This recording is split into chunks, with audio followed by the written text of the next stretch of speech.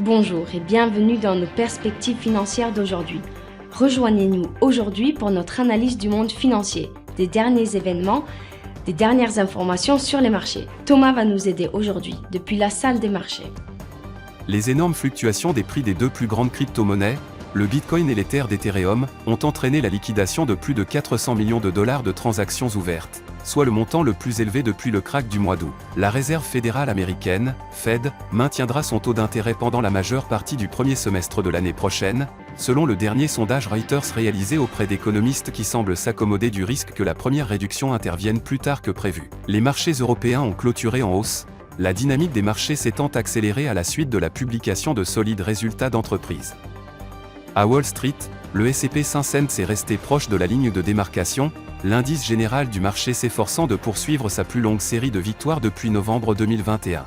L'action Facebook a fait une légère correction à la hausse lors de la dernière session, augmentant de 0,3%. Selon l'indicateur Williams, nous sommes dans un marché suracheté. L'euro a chuté de 0,4% par rapport au dollar lors de la dernière session. L'indicateur MACD donne un signal baissier. La livre sterling a chuté de 0,5% par rapport au dollar lors de la dernière session. Le signal haussier de l'indicateur CCI est conforme à l'analyse technique globale. La dernière session a vu le dollar australien baisser de 0,6% par rapport au dollar.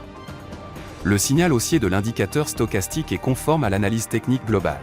L'indice du sentiment des consommateurs du Michigan des États-Unis sera publié à 15h GMT, le nombre Baker de plateformes de forage américaines des États-Unis à 18h GMT, le compte courant de la Finlande à 6h GMT. La production industrielle de la Finlande sera publiée à 6h GMT, le produit intérieur brut de la Grande-Bretagne à 7h GMT, la production industrielle de la Grande-Bretagne à 7h GMT. Nous espérons que vous avez apprécié nos perspectives du marché d'aujourd'hui. De la part de toute l'équipe, nous vous souhaitons une journée de trading productive. N'oubliez pas de nous rejoindre la prochaine fois pour toutes nos analyses des derniers événements et nouvelles sur les marchés financiers.